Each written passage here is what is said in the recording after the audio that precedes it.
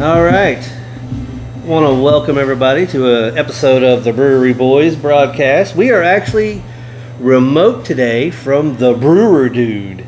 And we're sitting here with Aaron Cameron. Cameron, did I say that right? Mm-hmm. Aaron Cameron. Cameron, he's the owner.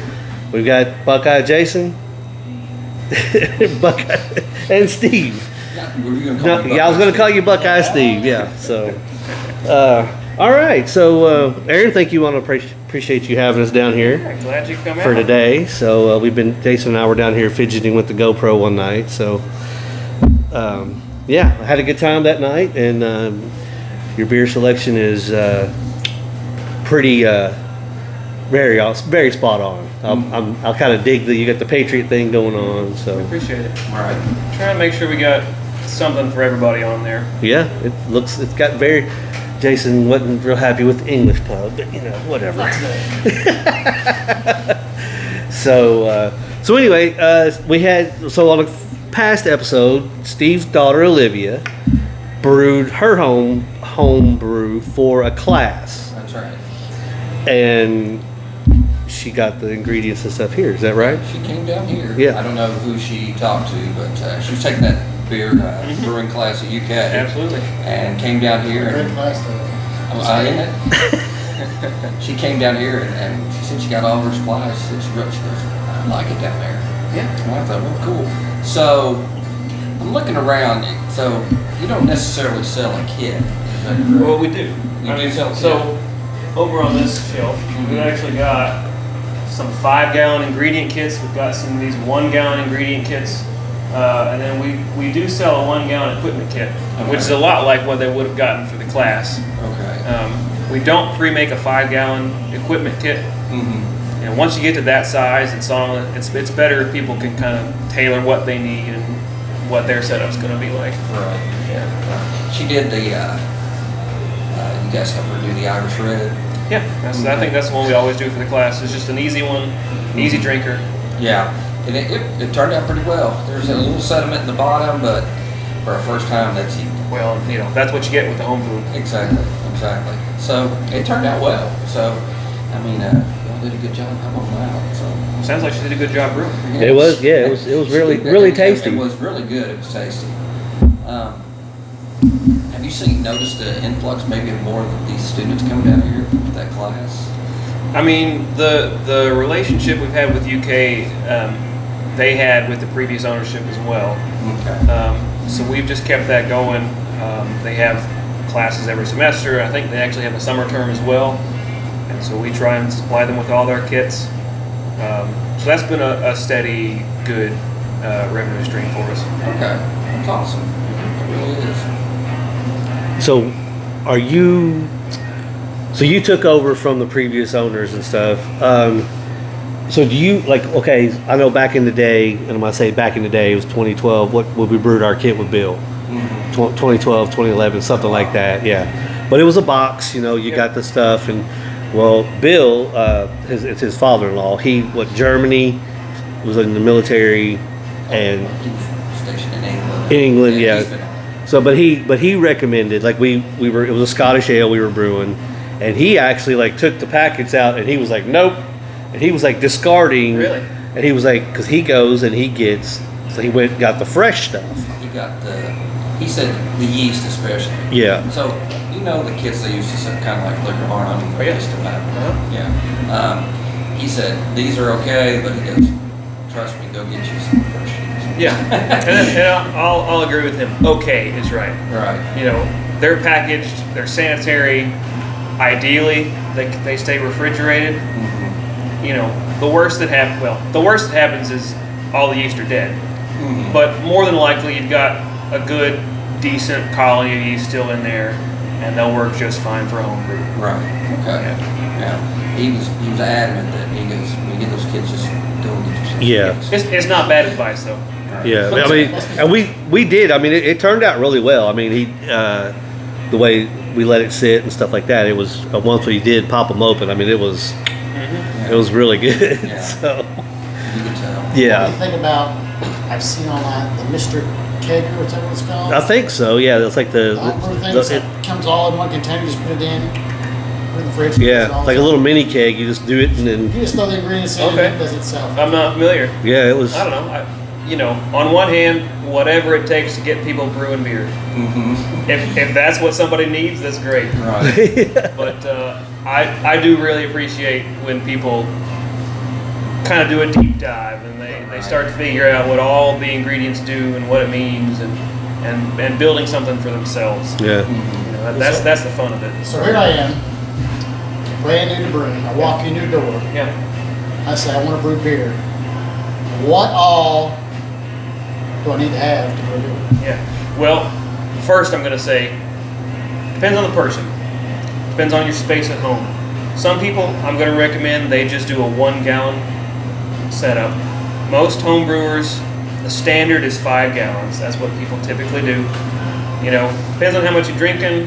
That can be a lot to bottle, and it can be a lot of bottles to get through 5 gallons. But if you're coming in here, yeah, no problem for you guys. Well, so a little back. When it was ready to crack open, it was tailgating season, so it was like. Yeah, I mean, if you got friends, you'll have. No problem. and free beer. So exactly. you always have a friend when you have free beer. Yeah. Sorry, go ahead, Jason. No. So the main things I'll set you up with are going to be typically fermentation buckets. We like buckets. They're easy to come by. They're cheap, and they get the job done fine. Most people, some people have a turkey fryer type kettle. Something that'll hold maybe 6 gallons. Right. If you don't have that, we've got those for sale here. And then little bits and pieces. You have a little airlock for the fermenter, some tubing and that kind of thing. And then we'll set you up with one of these 5 gallon ingredient kits. And that comes with all the grain you'll need and all the hops and that kind of stuff. Mm-hmm. Okay. And the pre-made kits that we sell over here, we always have detailed instructions that go with them. So those are great for first timers. You can walk through every single step and start to understand what it's all about. What's the basic cost? That's the initial investment, I guess. Yeah. So let's start with the 1 gallon. We do a 1 gallon ingredient kit for $25, and we do the equipment kit. I believe it's for about $75. So I tell people, under $100, you can walk out of here. Start making beer. Nice. 5 gallon jumps up a little bit, but it can be about as inexpensive as you need it to be. People can spend all the money they want to as well. Right. Okay. There's all the equipment in the world out there if you want to keep going. All right. So let's say Jason walks in and you're not a dark guy, like you don't like the browns, you don't like the porters, you don't like the stouts, stuff like that. So if he walks in and he goes, let's say you don't have a kit, so these are already pre. Right. So if he walks in and says, I want to do a So it's a survey. German IPA. Why don't you reach behind you and grab that binder? Oh. So we have got a binder here, and I've got it separated. We've got 1 gallon recipe kits, 5 gallon recipe kits. We've got these 5 gallon, I call them 1-sheeters. Once you start brewing and you know what you're looking at, this is all you really need. It's got the ingredients and some of the temperatures you need. But at that point, you can kind of rock and roll with just 1 sheet. So if he let's say he wants to do this belt, can he go through here and through your shop here? I see you've got the grains, so he can measure out what he needs. Absolutely. And then in addition, so a lot of these they're all formatted nicely and everything. Sure, yeah. We have sort of, I'll call them legacy recipes. We can just pull these from we use a brewing software called Beersmith. Okay. Put it'll help with calculations and that kind of thing. These are just printouts straight from there. And we've probably got over 100 recipes here. Wow. Stuff that we've made before. You can run through and find what kind of beer you're looking for. We've probably got a style. Okay. So I'm gonna put this up here so the camera can get a look at that. There's the binder. We've got a few things going through there, as you can see. So yeah, that is awesome. That is It's really cool. So you can come in here and go, I think I want to do, like you said, a survey. Yeah, and then you can walk yourself. And walk yourself to the store. Yeah. That's awesome. Well, and I'll say depending on who's behind the bar, because we have a few people who bartend and they primarily just bartend, and that's great. If I'm here or if Mike's here, we can help you put together a recipe to be whatever you want. We're here to help you. And Mike is the one behind the bar right now? Yep. Okay, all right. And most of our bartenders brew as well, which is great. Yeah, that's... Gives you some assurance. So this is like literally a little community, like Absolutely. within a community, because you're literally set right inside of what's this community down here with the warehouse block. Yeah, the warehouse block. Yeah, but then you've got the neighborhood around here, which is starting to become a burgeoning or blossoming We got a huge or brewery burgeoning. across the street. Yeah, and you got Mirror Twins right around the corner. So yeah, that's awesome. So you can literally come in here and make whatever the hell you want to make. Yep. And let's talk about making. Now, I got my kids. Yeah. I'm at the house. So wait a minute, what are you making? Just the cerveza. Hey, beer. Okay, all right. Maybe. How long He's boring. does it take from start to finish? Now I'll tell you, being in a not totally commercial setting, but a slightly more commercial setting, we have some things to make it quicker, and we tend to go fast. Typically, though, I'll tell people, if you're home brewing, I'm going to say a month. I've done some stuff in about a week before. It's not ideal, you really want a little more than a week. Make sure the flavors develop and everything cleans up nicely. But for us, I'd say about 2 weeks. It's typically an all-day process making it, and you want to wait about a week to 2 weeks for fermentation. Mm-hmm. And then if you're home brewing, typically you're bottling, and the carbonation actually happens from the yeast in the bottle, and so that takes maybe another week or two. So that's what we say, about a month for home brew. Okay. A little shorter if you know what you're doing. So back to when we brewed the Scottish ale, it was we brewed it. We just kind of had a party, drinking and brewing, and then it was 2 weeks. 2 weeks. After that, we went over and bottled, Mm-hmm. and then so we were Probably another 2 yeah weeks. he cleaned the bottle, bleached the bottles, cleaned the bottles and everything, and then we bottled that night, and then 2 weeks later he said it would be ready. Yep. And he said, but now he did mention that the longer you do let it sit in a dark, cool place, the more you're going to get out of your. And when we got, it was 56 bottles is what we got out, I believe, out of the 5-gallon bucket. Yeah. 5 gallons. So he got half, I got half, and then Bill took a few. Yep. And I let mine sit. I think we finished up in July or the 1st of August. I'll actually let mine sit until like I said, tailgate season. So we're in November or September, October. So I let it go like an extra 2 months. Yeah. I think And I drank mine before. he did. He did. But when we had his and drank it, it was really good. But Yeah. then when we had mine, there was a very distinctive taste in the flavors and all that. So Yeah, that depends on the beer too a lot. Some things you want to drink them quickly. IPAs typically, the bitterness will fade, or some of the hop aroma will fade quicker. But especially for the stronger, maltier beers, they'll sit and develop and change character. They'll be even better. Oh, okay. sometimes. yeah, it was quite nice. Right. So back to Jason's Cerveza. So you're sitting it for a month. Now what are you doing? Drinking it. Drinking That's it? my question. It's like, when is it ready? So you said there are methods to get it quicker. What did you mean by that? Well, methods. It's more about knowledge to understand what's happening and know when the beer's ready. So the first part of that is fermentation. Mm-hmm. A lot of home brewers, we just say leave it for 2 weeks and then it's done, Okay. and that's a good rule of thumb. The next step up is measuring. It's called specific gravity. It's basically the sugar density of your beer. So you take a reading when it starts, you take a reading when it's done, and that'll tell you how much alcohol's in it. And you can, if you know what you're doing, you can tell, is this beer finished or do we think it'll be fermenting anymore? Typically, for a lot of beers, in about a week, it's done.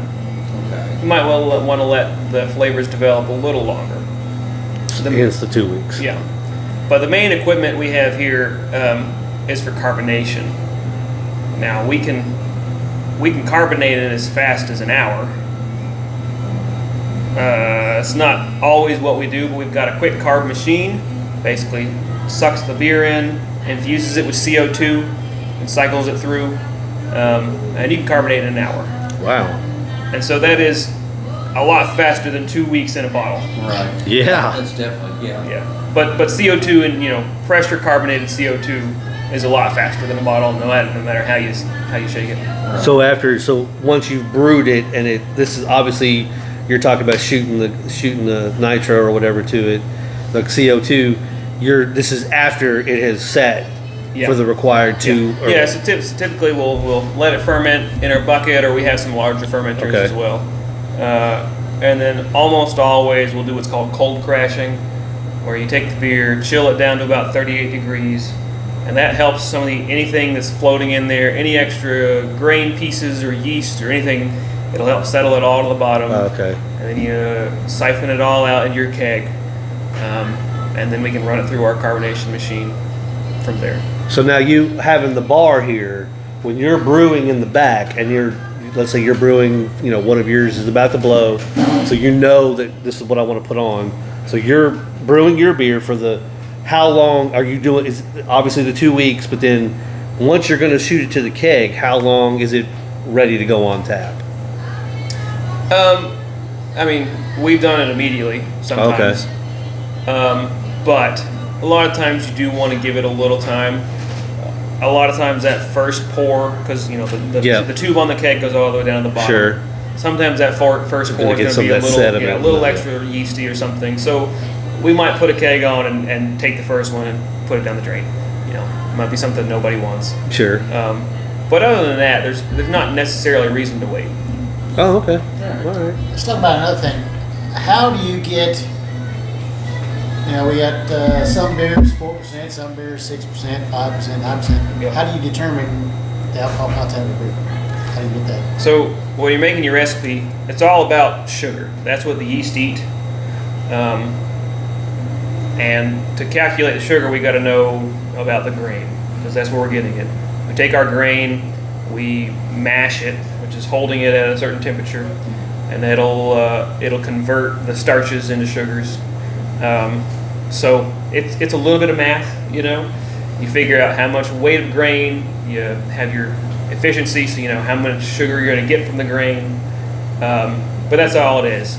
So basically, alcohol is determined by the sugar level. That's The higher exactly the right. sugar, the more Yeah, alcohol. I mean you can make alcohol. You can go out and get a sack of granulated sugar, put it in water, put yeast in there, and you've got alcohol. Yeah. right. That's what they want. They just want sugar. Is that true? Kids, don't try this at home. It's okay. Somebody's gonna see this and think, Yeah. Mom, can you get some granulated sugar from Kroger next time you go, please? Yeah. Just sugar yeast.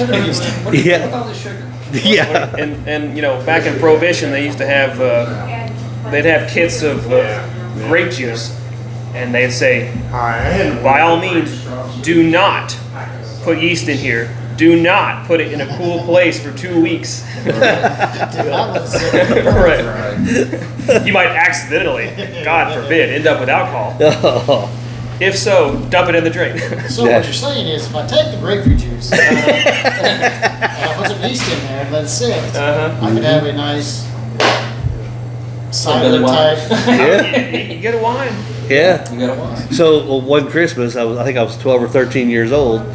The family recipe, the Bowen family recipe, take an old 2-liter, you fill it with grape juice, you cut a block of yeast, whatever, put it in the thing, put a balloon on top. When the balloon inflates and deflates, and I believe it was inflated, or it might have been deflating, it was ready. It's like, why in the world would you just set it in a corner? It's like, okay. I've seen something like that before. I hope you poked a little hole in the balloon. It's got to be a pressure release valve, you know. Right. Yeah, that's true. Yeah, But I'm yeah, sure. just I'm let- sure they let it blow probably up did. and let Yeah. just a little air out. That's probably what Yeah. they did. But yeah, Yeah. 12 years old. I'm like, I'm not. He's got a bunch of grape Gotta learn Charles early. in Yeah, there. man, yeah. What's going on in there? I Yeah, remember this Grandpa. yeah. So what yeah, I really like here is the fact that you all brew some beers here, and you know you can come in here and have a drink, or like I said, I can sample. I've got the Valley Forge. I got the brown ale, which is really good. So I can say, man, I like this. I'd like to make it myself, and Mhm. you can actually walk me through Yep. all the just you know I can pull up the recipe. I can show you all the grains and hops and yeast we used in it. right. Walk you through all the steps you need. Right, and then you get to you can have a sample because some people look at these. I don't know if a Belgian ale is going to come out right. Well, you can taste it and see if Yes. it's something you'd like. Please take Before all, you make all, 5 all the gallons of it. samples you want. We want to make sure that what you settle on is what you want to be drinking. Right, very good. I think I am going to have one of those Valley Forges. Okay. All right. Wait a minute. What you got? We're in the middle of a broadcast. Yeah, Well, you know. It's got needs. So what's the typical recipe of a beer entail of as far as how many ingredients? Are we talking, we're just basically sugar, a barley, Yeah. and something else, or is it? Typically, we're going to have about 10 pounds of barley, malted barley. A lot of that is what you call base grain. If you were to make a beer with just base grain, it'd be a pretty light beer. Not a lot to it. So typically we add some of the things, different barleys that have been kilned or changed in character in different ways to have different flavors. So you about 10 pounds of malted barley, usually 1 or 2 ounces of hops, and those come, they're little pellets. Hops are flowers, green flowering vines. But what we typically use, they've taken them and process them down into these little condensed pellets, which is what most homebrewers use. And then usually 1 little packet of yeast. It's just a couple inch by couple inch packet. It doesn't take much yeast. No. I don't know. Now, of course, you look at the cell count. It's like millions of cells of yeast, but Right. that's not very You'd be big. surprised with that little. Wow. So you said when my daughter came in that a lot of the class that you kind of still doing the Irish Red. Yeah. Is that kind of the easiest beer to make? Not especially. Well, it is as easy as anything else. I'll say that. I guess what I'm trying to ask is it the most foolproof thing? Yeah, I've heard some people say, "Oh, well, you're supposed to make an IPA first because that's easy." The truth of that is, well, you can make an IPA and maybe all the bitterness and the hops cover up some other flaws you might have had in the beer. But I would not say that an IPA is easy, not necessarily to do well. Not a good one. No, you just want something a little simpler. Okay. So nothing too much to it besides grain and yeast and maybe a little hops. Okay. So there's not one type of beer that's more difficult. I'll say no, but they all come with quirks, Mm-hmm. especially with the yeast. The different styles. There's just about a yeast for every single style of beer you've ever had. That's a yeast that's been tailored to that style, Mm-hmm. and the yeast give a lot of flavor to it. But they can be temperature sensitive too. So sometimes people don't have the equipment, say, to do a lager, because lager yeast like to be cold, maybe 50 degrees. Mm-hmm. So sometimes you don't have the equipment to do that. Some yeast likes to be 95 degrees. So it's just a little bit dependent. Okay. Wow. I didn't realize such a temperature change with the Well, yeast, the temperature change can have a significant flavor impact. Mhm. Speaking of flavor impact, there's a few breweries or brewers that like to get yeast from certain areas.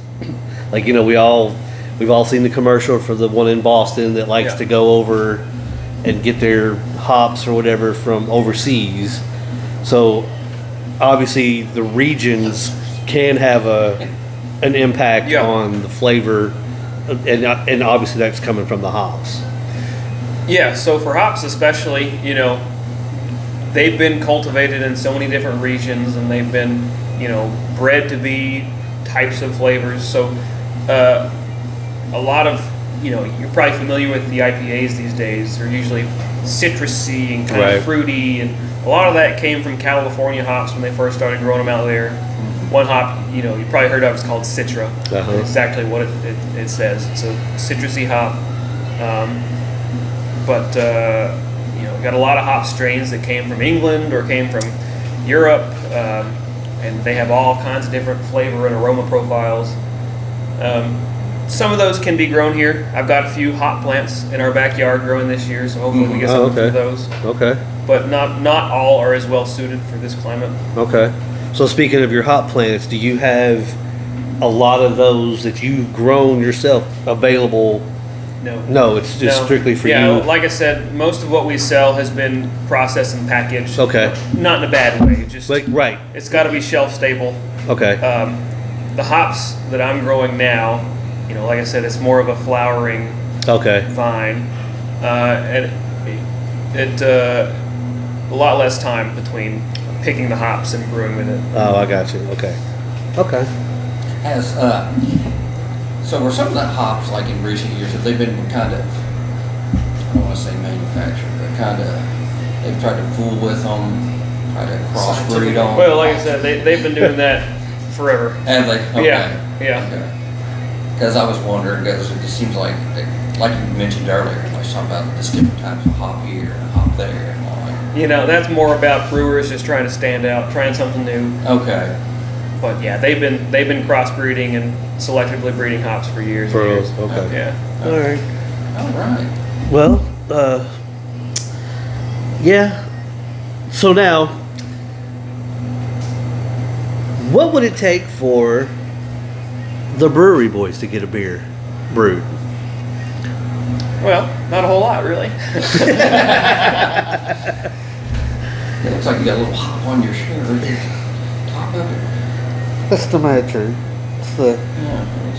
It's the FC Cincinnati Mad Tree. Okay, they threw a little hop in there. Yeah, look, just on the. Perhaps going into the fall, the brewery boys have a. Don't you say pumpkin spice. I'm thinking I'm talking Oktoberfest. Okay. A nice Oktoberfest beer. Yeah. We so what do you want out of it? Do you want the brewery boy's name on there, or do you want to have a keg yourself to take home? Because we can both. do both. Yeah, we can self-distribute up to 5 gallons. Oh. So for most of our kegs, we're able exchange, pay for a keg, and you can take it home and use it yourself. I'd like to come in here and see the brewery boys. But if that's all you want, we can up on the board discuss what recipe you want to make, and we'll make it happen. Oh, all right. Well, there we go. Right. All right. Sounds fun. Well, we get to fight over what we brew. Yeah. well, there's all kinds of different beers, so we don't just have to settle on one. Except for this one over here. Well, no. So yeah, I'm this place. If you haven't been down here, definitely get down here because this place is pretty amazing. I mean, look, you've got the cooler with the kegs or the little taps on it. I mean, hellfire. That's tailgating. That's got tailgating written all over it right there. So we'll say, how did you get involved in all this? What was your starting point? Good question. Like, because we had like, hey. the owners before, and then Yeah. So I've been home brewing for 10 years. Okay. So I knew my way around a fermenter already, and I got my equipment from the old brewer dude. Okay. Equipment, ingredients, whatnot. And we're on their email list, so they pretty much just reached out on email and said, hey, we're interested in maybe selling the business, having new ownership, and so I don't know, we've mentioned my brother and I, and both of our wives technically are all the 4 owners. Okay. But I got the email that they were interested in selling, and I reached out to my brother and said, maybe this is something we want to do. So you said 10 years ago, so you were like, what, 10, 11? So they only have to buy one. Yeah. So at what point, I mean, like I said, when did you start brewing? Is like you were just drinking one day and you said, I want to. Yeah, You went somewhere and. Like any person, I drank a lot in college, As people tend to do. And a friend of a friend, we hung out one day, and he brought out his homebrew, and that was just such a novel concept to me, and I was so intrigued. I was like, you can make your own beer? You can do that? So yeah, not long after that, I think I got a kit like anybody else from Northern Brewer and just tried it out. Right. Yeah. And how was your first brewing experience? It's Was it a fine. good beer? Yeah, it was fine. It was the Block Party Amber Ale. Oh, okay. So meant to be a crowd pleaser, and I think it was. And it was. Yeah, All right. yeah. Well, so you say, like, obviously before you bought in here, you said you were brewing for 10 years. So when did you take this over? So we took over ownership in August of last year, Okay. and then we sort of transitioned at the old location for a couple months while we were also prepping this one. Okay. And so we moved into this new spot in October. So we're coming up on about a year of ownership. Okay. I'd say we've been pretty happy with it. Yeah. All right. That's good. So What do you see as far as your concept growing? And we get the home brew stuff in here and all the ingredients. You got the bar scene here. You're looking to maybe go into like a bigger bar scene and as far as have this on the side. We're talking about it. I personally, I really like how intimate our bar is, to be honest. We've got probably 8 or 9 seats at the bar. It's not that big. I like a little bit of limiting factor there. I don't want people coming in here with huge crowds. With that being said, our back room where all the brewery and all the equipment and ingredient Where the magic storage happens. is, yeah, it's a little crowded. I'd love to have some more room to breathe. So it's something we're always thinking about. So more of a, like I said, intimate, more of a brewing community type place where they can go and come in, Yeah. you can buy stuff, you can drink stuff, and Yeah, swap stories. Talk beer. Different recipes are swapped about. yeah. So I don't want to be Mirror Twin, but I wouldn't mind having a little more breathing room. that's understandable. Okay.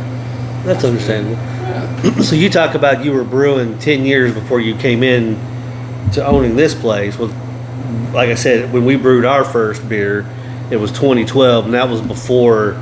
It was right at the cusp of, Country Boy, I believe, was already. They had their little tap room down West 6th, I think, had just.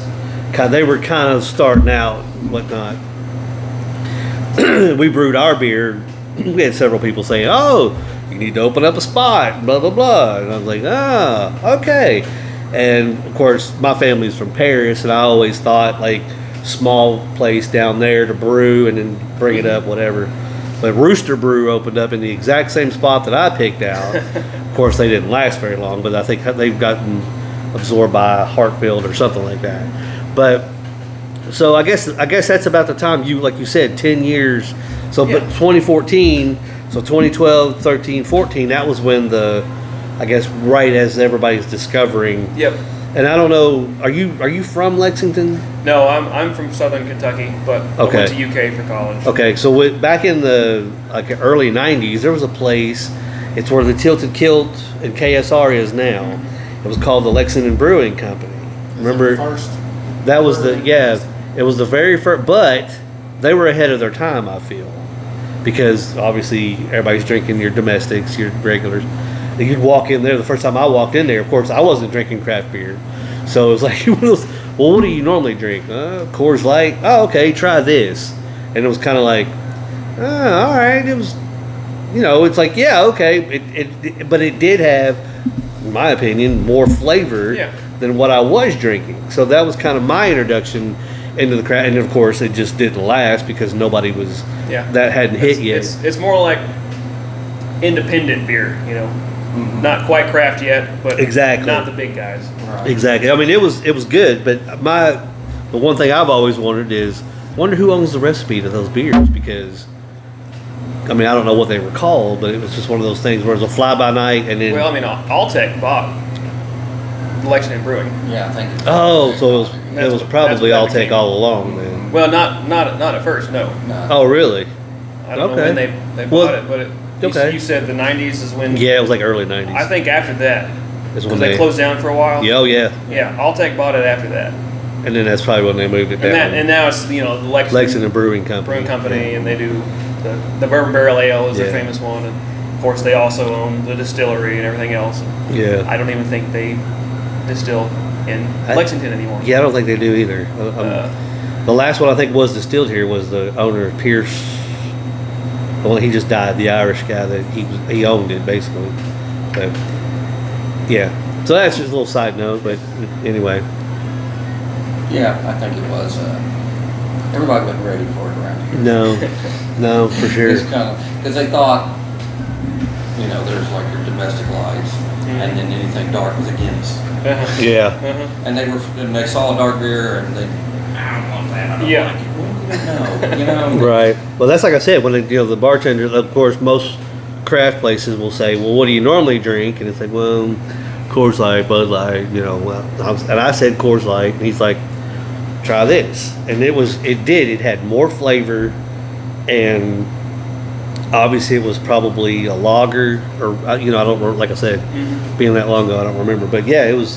So that was my first foray into it, and it really did open up the kind of, there's Something more here. out there, So, well, I'll tell you what, I really enjoy this place. I mean, like I said, you've got a nice little tight knit group community, and hell, your beers are. I mean, you don't see the type of beers you've got on tap. You do not see hardly any of those.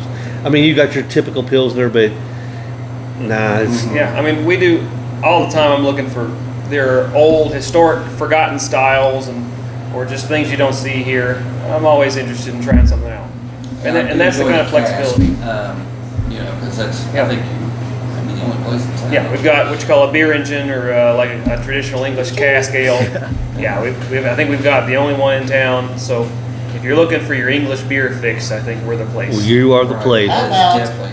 like, have you ever brewed like an original beer? As far as early, the monks developed the beer and came up with the beer, like a mead beer type, anything like that? There are a lot of most cultures who have come to alcohol and beer on their own. So there are a lot of old original recipes out there. I haven't tried any truly historic recipes, but a lot of stuff. You're talking about the monks. We have pretty well defined styles now for a lot of that. Your Belgian doubles and triples, and a lot of those are well defined styles that we do make. So, They're just- touching on that, like Jason's saying, what would you say? Like, let's say we're whatever year the month. If we're brewing a beer back then, what are we brewing? Like, what typical style would that be considered, if anything, or if it would it common? Yeah, well, I think it really depends. Like in Europe, you've gotten so many styles that develop from the different techniques, different areas we're using.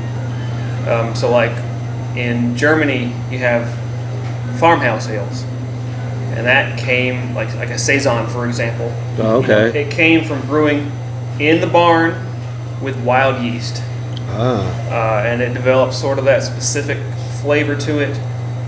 And now, we have cultivated, produced yeast strains to try and be that yeast. Okay. But a lot of these styles and their flavors and profiles developed out of necessity, out of the environment that they were being made in. Okay, so obviously, like I said before, with a certain brewery going to certain areas to get their hops and yeast, so that would be, I guess, specific to that time period, whatever was.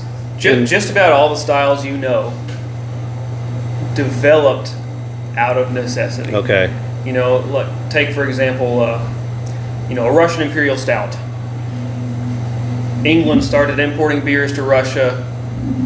They wanted something a little stronger that they could handle shipping a little better, and they made some. I think the story goes they made a really dark beer, strong dark beer, for the Russian Empress or whatever it was at the time, and they really liked it, so they kept making more of that. Right. These styles just they just crop up. It just Okay, happens. yeah. Yeah. So that would kind of make sense with the, like you said, the time period and the way it's almost like the striving to Or we necessity got to- the Kentucky Common. Mhm. One of, I think maybe just two of America's truly original styles. We've got the Kentucky Common and the California Common, and that was from German immigrants, mostly in Louisville, brewing with what they had on hand. They were used to lagers, but they've got corn a lot more available, and so it just kind of happens out of who's Okay. making beer. Okay. What about like a Nordic Viking mead type beer? Can you do that? Yeah. Now, does that involve, was it from honey, is it not? I am not specifically familiar with the Viking mead beers. I was trying to think what kind of hops you would. You wouldn't even have to use hops. Oh, really? Yeah. So a beer and a mead together, it's called a braggot. It's kind of a weird word, but it's just a beer also made with honey. Okay. The Brewery Boys broadcast bragging. Uh-huh. Say that 5 times fast. I would love to make you a braggot. Oh. Wow. Uh-oh. Now, that would be easier or harder than your typical type beer? Like, because you're dealing with honey now, well, I guess that's just kind of like sugars. Not especially harder, but it's one more thing to be involved. Mhm. Yeah. I've had a buddy that has had like a mead beer and said it was really, really good. I'd like to try one of those. So I've actually got one. We'll probably put it on tap any day now. It's a Oh. honey cream ale. Oh, okay. So I didn't actually ferment the honey with it, but I've added honey sort of on the back end for flavor. Okay. So it's on the sweeter end. It's almost more of a dessert beer, but it'll be. I think it'll be good. Oh. Okay. Look forward to trying one. We've got contact information, so we know we'll know when it's tapped. Well, like I said, this has been really enlightening. I mean, the whole coming, like I love the fact just being able to come in and go, you know what, I want to do this. Let me go talk to them, and I'm coming in, and it's like I have a shopping list, and it's like it's all readily available. That's to me, I love that. Mm-hmm. Yeah, everything you need. Yeah, I mean it's And then the help to go with it. and the help to go So with you it. don't have to go. That's exactly right. Because like I said, you back in the day you could buy the boxes, everything everything was in there, but it was just like you said, it could be still active, but it could be dormant. Then you're SOL. So Yeah. and hell, those kits of back in the day were $75. So Depending on what you wanted to brew. right, yeah. Uh-huh. So And I guess the last thing I'll plug for us is that we're not just beer. We've got seltzers and ciders and I was just getting ready. You had the number 9, the skin of a killer, passion fruit seltzer. That's Skin of a- that's what it says. Now, what would be for the common folk the difference between a regular beer and more of a seltzer like that? yeah. Most of the difference in all these things is where you're getting your sugar. So a beer, you're getting the sugar from barley. For a seltzer, it's kind of a catch-all term, but we can just use granulated sugar. That's typically what we have. Well, back to the granulated sugar and water. Exactly. Sugar water? That's Yeah, great. yeah. You got No. a cider from apple juice. You got a wine from grape juice. Just different sugar sources. Mhm. All right. All right. Yep. Okay. All right. Well, So you have Come any down more questions? Come down and check him out. yes, please do. Start- Yes, Start your home brew at the house. Yes, Brewer Dude down on North Yeah, Ashland Avenue. We're on. Technically, the address is National Avenue, but the entrance is more from North Ashland. Okay, yeah. Come down and check this place out. For any of your brewing needs, you're not going to be disappointed. I have no doubt. Mention the Brewery Boys to get a boy. Get an attaboy. That's right. All right.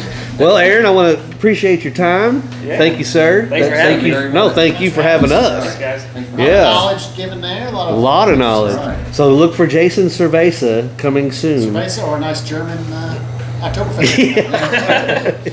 Yeah, Jason will make it so strong to be walking around in jack boots. All right, we'll see y'all next time. Prost.